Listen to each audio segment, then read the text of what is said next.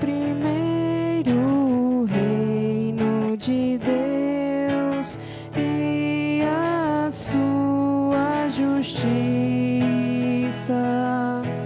e tudo mais vos será acrescentado. Aleluia, aleluia. O Senhor esteja convosco. Proclamação do Evangelho de Jesus Cristo segundo João. Ao anoitecer daquele dia, o primeiro da semana, estando fechadas por medo dos judeus as portas do lugar onde os discípulos se encontravam, Jesus entrou e, pondo-se no meio deles, disse: "A paz esteja convosco." Depois dessas palavras, mostrou-lhes as mãos e o lado. Então os discípulos se alegraram por verem o Senhor. Novamente Jesus disse: "A paz esteja convosco. Como o Pai me enviou, também eu vos envio." E depois de ter dito isso, soprou sobre eles e disse: "Recebei o Espírito Santo. A quem perdoardes os pecados, eles lhes serão perdoados. A quem não os perdoardes, eles lhes serão retidos." Palavra da salvação. Ave Maria, cheia de graça.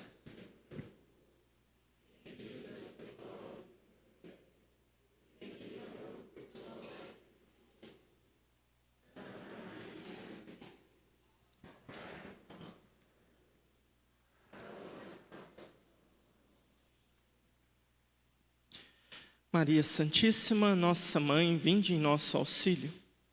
Dai-nos a graça de compreender e viver a palavra do vosso Filho Jesus, Nossa Senhora das Graças.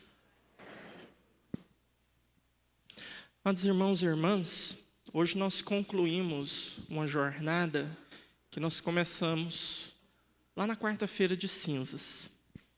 Então, toda essa trajetória, os 40 dias de preparação da quaresma, nosso tríduo pascal, a Semana Santa, depois os primeiros 40 dias da Páscoa, a solenidade da Ascensão, celebramos semana passada, e hoje é o coroamento de todo esse processo, né?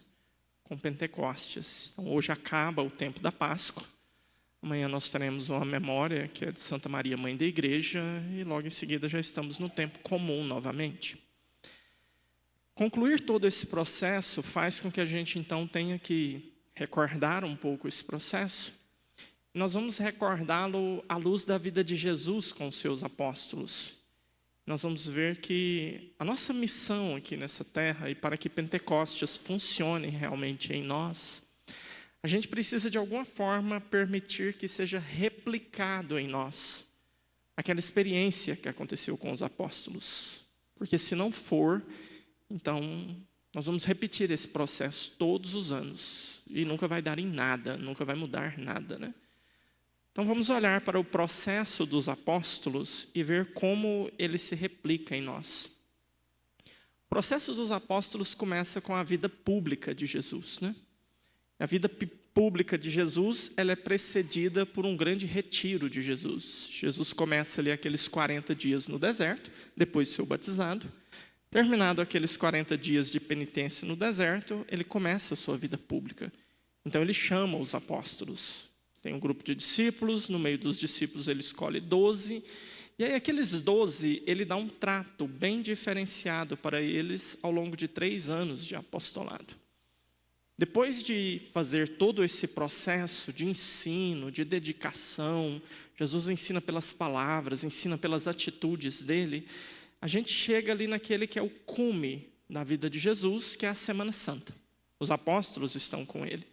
Então, ali na Semana Santa, os apóstolos presenciam a paixão, a morte de Jesus. Eles fogem, depois Jesus ressuscita e vai ao encontro deles. Agora aqui vem já um detalhe da verdade que escapa às vezes na cabeça do católico, porque a gente fica querendo pontuar os mistérios da nossa fé como se eles fossem marcos de um determinado momento da história, e não são. Eles são muito mais complexos do que isso, né? Na cabeça do católico, às vezes, Pentecostes é uma festa que a gente celebra 50 dias depois de Jesus ter ressuscitado. E não é só isso, é muito mais do que isso. A liturgia hoje te ensina isso de uma maneira discreta. Você prestou atenção, você já entendeu. Então, o evangelho que é lido hoje é o evangelho de São João. É o evangelho que ele foi lido já na Páscoa, bem no comecinho. Na verdade, no domingo da ressurreição. Então, o evangelho de hoje, cronologicamente, ele acontece no domingo de Páscoa. Então, no domingo de Páscoa, Jesus ressuscita na madrugada do domingo, de tardezinha ele visita os apóstolos. E o que ele fala para os apóstolos? No domingo de Páscoa, recebei o Espírito Santo e sopra sobre eles. Assim como o Pai me enviou, eu vos envio. Então pronto, isso é um fato. Que dia que os apóstolos receberam o Espírito Santo, então? Foi 50 dias depois de Jesus ressuscitar? Não, foi no domingo de Páscoa. Então aqui já quebra uma ideia meio torta que a gente tem de Pentecostes. Pentecostes para nós católicos não é uma festa pontual, como que se 50 dias depois o Espírito Santo chegasse, e o Espírito Santo nunca fez nada antes. Não, não é isso. Então, Pentecostes para nós católicos é um processo. É um processo que começa no domingo de Páscoa na vida dos apóstolos e nunca mais termina. E ele tem o seu ápice 50 dias depois. Mas vamos entender por que é um processo, né? Então, a liturgia de hoje, ela te mostra o começo e o ápice de Pentecostes. O Evangelho, domingo de Páscoa. Jesus sopra sobre os apóstolos e dá a eles o Espírito Santo. A leitura dos Atos dos Apóstolos é 50 dias depois daquele domingo. E 50 dias depois, acontece um evento com esse Espírito Santo. O que acontece? Aí a gente precisa entender, então, o processo dos apóstolos. Então, no domingo da ressurreição, Jesus ressuscitado dá o Espírito Santo aos apóstolos. Só que aquele Espírito Santo foi dado, ele chegou, mas ele precisa encontrar espaço no coração dos apóstolos. É bom a gente entender que tem um dom que Deus nos deu, que ele nunca vai tirar. Ele não tira, porque se ele tirar isso de nós, a gente deixa de ser o que a gente é. E esse dom é a liberdade. Então, o Espírito Santo está em nós. Mas ele não é um espírito de porco que nos possui e faz com a gente o que ele quiser. É o Espírito de Deus que espera de nós consentimento, que espera que a gente dê liberdade para ele agir. Então, o Espírito Santo não nos violenta, mas se ele encontra em nós disponibilidade, ele nos conduz. Por isso que terminado, então, esse momento do domingo de Páscoa, o que Jesus faz? Jesus não ressuscitou, veio, soprou e foi embora. Jesus ainda passou aqui 40 longos dias. E os textos dos Atos dos Apóstolos e os Evangelhos dizem, então, que Jesus permaneceu com os apóstolos, ensinando, formando, modelando, preparando aquele coração deles para que realmente aquele Espírito que chegou pudesse agir. Então, 40 dias depois disso, Jesus sobe, os apóstolos permanecem em oração com Nossa Senhora, é a primeira novena da história da humanidade. Então, eles se preparam e aí sim, 50 dias depois, 10 dias depois da ascensão, acontece esse evento que foi narrado nos Atos dos Apóstolos, que não foi o Espírito Santo chegando só. Você tem que entender que a Sagrada Escritura, ela usa palavras humanas para tentar descrever um negócio que não é humano. Então não tem jeito de a gente falar do outro jeito. Não, o Espírito Santo veio. Mas não é que ele chegou, ele aconteceu de uma forma nova. Esse Espírito encontrou no coração daqueles apóstolos um terreno fértil, que foi preparado durante aqueles 3 anos da vida pública de Jesus, mas depois foi preparado de maneira mais intensa durante aqueles 40 dias depois da ressurreição, foi como que modelado nos detalhes durante 10 dias por Nossa Senhora, antes de Pentecostes, e aí em Pentecostes o que aconteceu? O Espírito Santo derramou dos apóstolos. Por quê? Porque eles se tornaram aquilo que Jesus esperava que eles fossem. Eles se tornaram discípulos. Eles estavam dispostos a imitar o Mestre. Eles estavam dispostos a pagar o preço para levar aquela verdade aonde eles forem. E assim eles fizeram. E assim eles deram a vida por Cristo. Agora, esse é o processo que aconteceu com os apóstolos. Como eu disse no início, esse processo tem que ser replicado em nós. E como que ele acontece em nós? Acontece as mesmas coisas, só que acontece numa ordem um pouco diferente. E a gente precisa entender a ordem em nós para ver se o processo está chegando aonde ele tem que chegar. Então, a primeira coisa que muda em nós: os apóstolos receberam o Espírito Santo no domingo de Páscoa, depois de passarem 3 longos anos com Jesus. Quando que nós recebemos o Espírito Santo? A gente não espera 3 anos com Jesus para ele chegar. Geralmente, se você nasceu em um lar católico, se você é filho de pais católicos, provavelmente quando que você recebeu o Espírito Santo? Alguns dias depois de você nascer. Alguns meses depois de você nascer. Nós recebemos o Espírito Santo no nosso batismo. Então, quando você é batizado, o que aconteceu com os apóstolos no domingo de Páscoa, acontece com você no dia do seu batismo. O Espírito Santo chega. Então, guarda isso, tá? O Espírito Santo não chega no dia da sua crisma. Ele chega no dia do seu batismo. Ele chega no dia da sua crisma se você for crismado e batizado no mesmo dia. Mas como na nossa experiência aqui ocidental, esses sacramentos estão separados por um intervalo de mais ou menos uns 13 anos, o Espírito Santo não chega lá na adolescência. Ele chega no dia do seu batismo. Assim como com os apóstolos, eles receberam o batismo, e aí eles receberam o Espírito Santo, eles tiveram que ser modelados por Jesus, para que aquele Espírito Santo fecundasse e desse frutos. O que deveria acontecer com a gente? Uma vez que a gente recebe o Espírito Santo no batismo, vamos pressupor o lar católico ideal, o lugar adequado. Seu pai é católico, sua mãe é católica, vocês são devotos, vocês vão na missa todo domingo, vocês rezam o terço, vocês meditam a palavra de Deus em casa, igualzinho você estuda que faz, todo dia na casa dos 6, né? Então, se uma criança cresce nesse ambiente, o que está acontecendo com ela durante os anos? Ela está sendo formada, ela está sendo modelada. Aquele Espírito Santo, ele está encontrando no coração daquela criança um espaço agradável.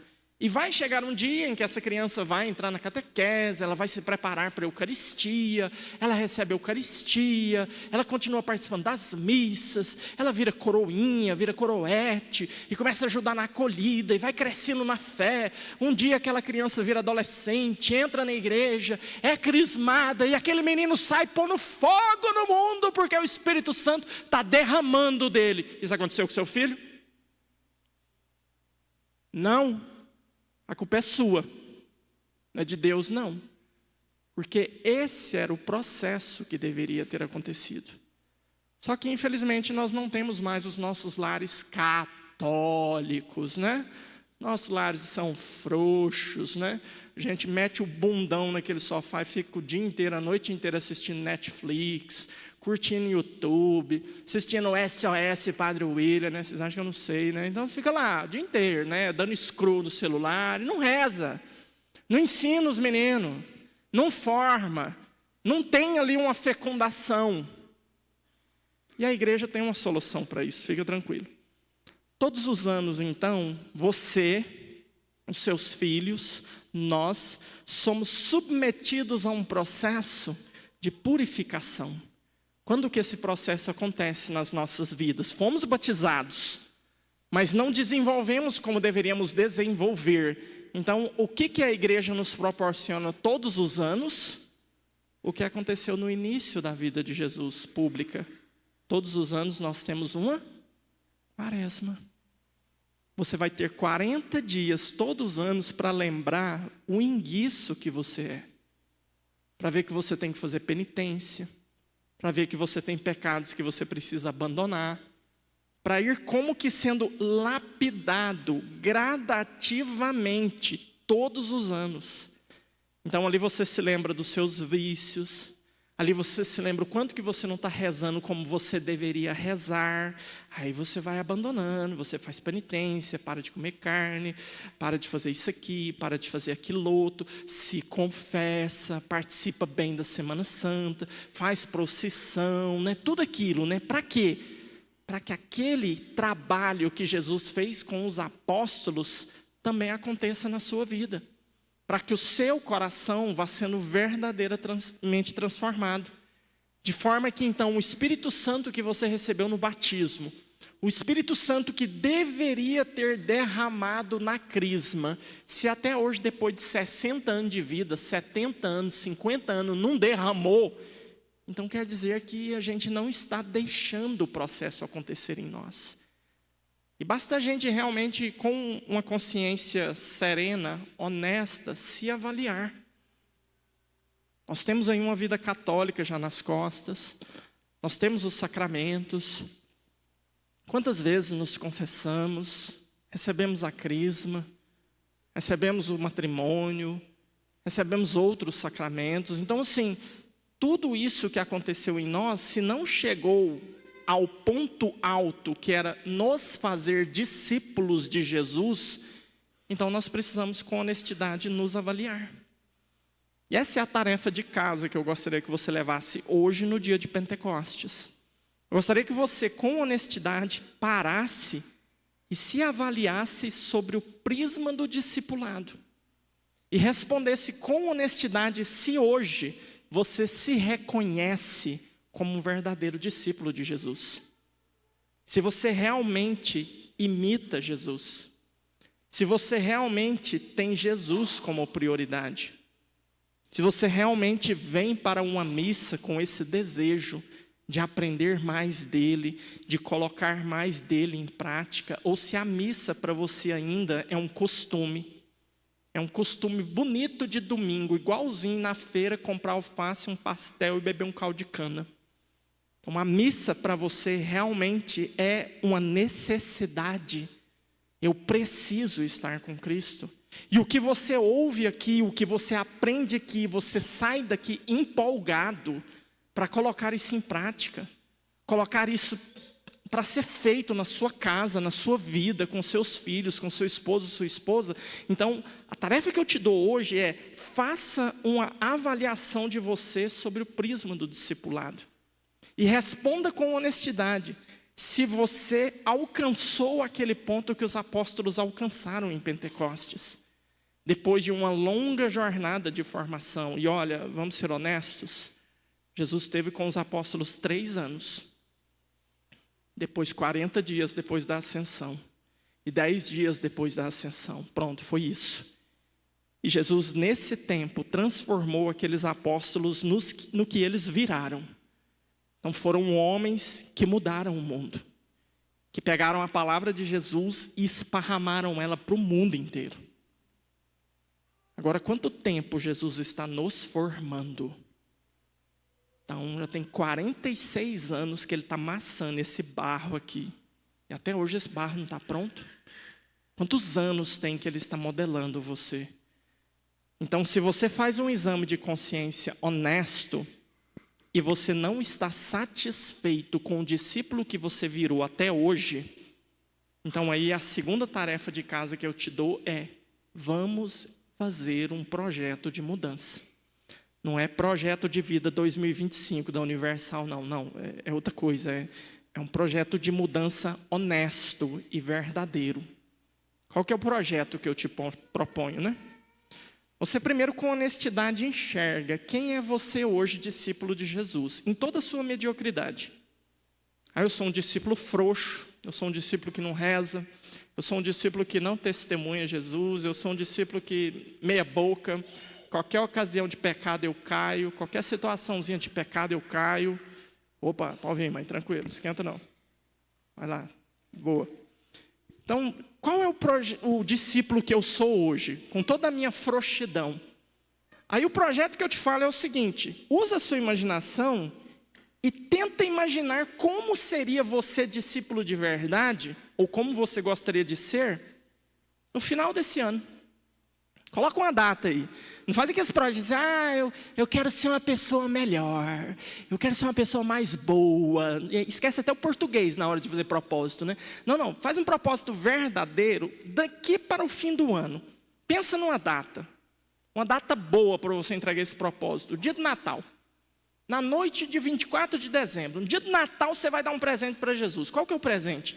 Eu quero apresentar para Jesus que durante esse tempo eu me tornei um discípulo melhor. E como é que você vai fazer isso? Então, a primeira coisa, você tem que imaginar um discípulo decente na sua cabeça. Real.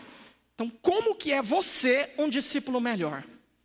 Eu quero ser um discípulo melhor que reza o terço todo dia. Eu quero ser um discípulo que eu vou na missa e vou na missa com convicção. A missa para mim não vai ser mais costume, não é um sidé que qualquer coisa tira. Se tiver um passeio eu não vou na missa. Se tiver um evento da família eu não vou na missa. Se tiver uma pescaria eu não vou na missa. Não. Eu quero ser um discípulo que todo domingo, a missa é sagrada para mim, todo final de semana. Eu quero ser um discípulo que vai tirar esse vício ou esse vício. Não, estou com isso aqui, está incomodando minha vida, está incomodando minha família, está incomodando minha esposa, meus filhos, meu esposo. Então, eu quero tirar isso aqui. Eu não quero ser um discípulo de Jesus que carrega esse vício. Então, imagina um discípulo de verdade na sua cabeça. Mas concreto, com coisas concretas. Nada desse, eu vou ser mais bom. Eu vou ser mais legal. Eu quero ser mais humilde. Eu quero ter mais uma vida de oração. Não. Coisa prática. Concreta, o que você vai fazer? O que esse discípulo faz, esse discípulo de verdade? Aí uma vez que você vê esse discípulo, eu quero que você faça um raio-x dele por escrito. Como é esse discípulo? Como é essa discípula? Como que ele age durante o dia? O que ele faz diante de determinadas situações? Uma vez que você tiver esse raio-x desse discípulo, bom, honesto, e aí você vai ter o seu raio-x de hoje. Como que você é hoje? Uma vez que você tem essas duas realidades diante dos seus olhos, agora ficou fácil. O que você precisa fazer? Todos os dias, antes de cada atitude, você vai fazer a seguinte pergunta: fazer isso, ou deixar de fazer isso, me aproxima ou me afasta desse ideal de discípulo? Você todo dia acorda, seu celular desperta. Imagine, todo dia você acorda. O dia que você não acordar, alguém vai me ligar. E nós vamos te enterrar, fica tranquilo. Mas enquanto você estiver acordando, todo dia você acorda, o seu celular toca. Aí todo dia você tem aquele costume satânico de apertar o botão soneca.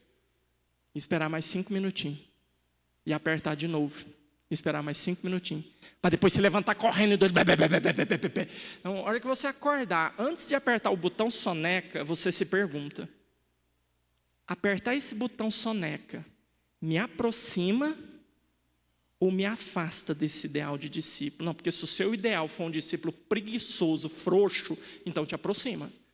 Agora, se o seu ideal é um discípulo que realmente quer fazer as coisas do jeito que tem que ser feito, não vai enrolar e vai assumir as responsabilidades, então apertar esse botão soneca vai te afastar daquele ideal.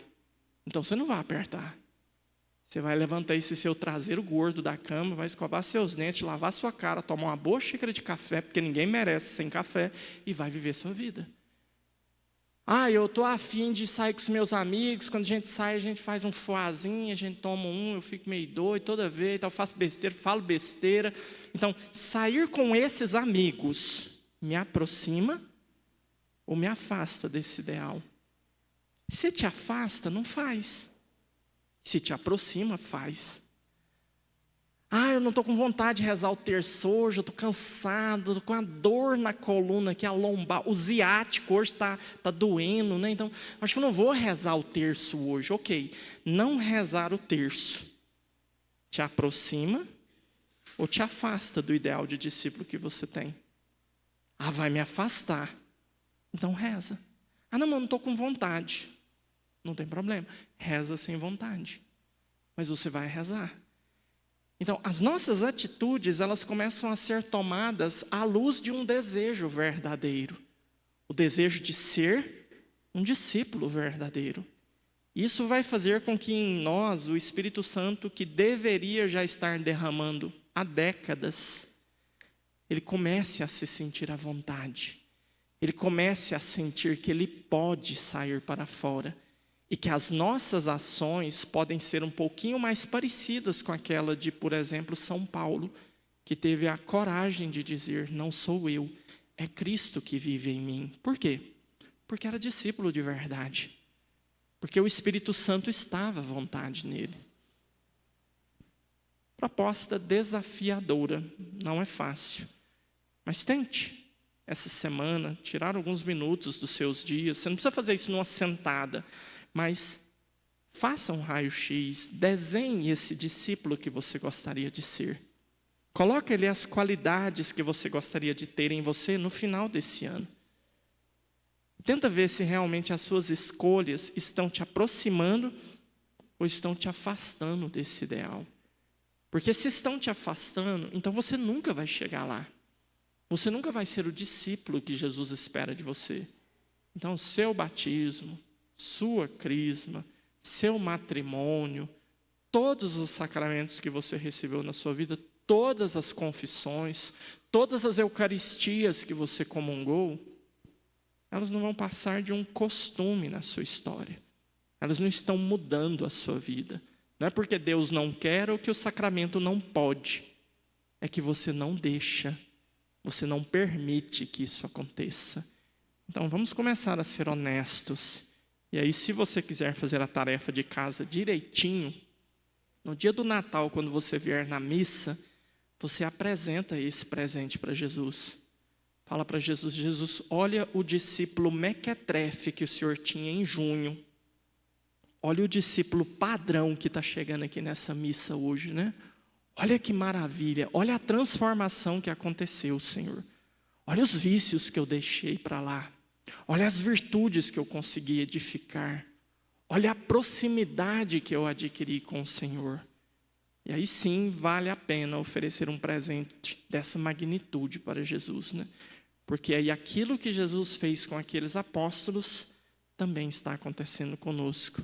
Insisto na frase que eu falei no começo: Pentecostes não é um ponto, é um processo que começa com a chegada do Espírito e vai para sempre, não acaba. Então, se você entrar nessa jornada de aperfeiçoamento, de ser discípulo, você nunca vai chegar num ponto que vai dizer: ótimo, agora está bom, tranquilo, vamos colocar as barbas de molho, é só esperar o céu. Não. Você sempre vai ser capaz de ver um ideal mais alto, um ideal mais ousado. O você ideal de 24 de dezembro de 2025 vai ser mequetrefe diante do ideal do dezembro de 2026. Se você for honesto. E se você deixar o Espírito Santo realmente agir em você. E isso vai fazer com que a nossa jornada seja uma jornada de acordo com aquilo que Cristo espera de nós. Louvado seja nosso Senhor Jesus Cristo. Professemos a nossa fé.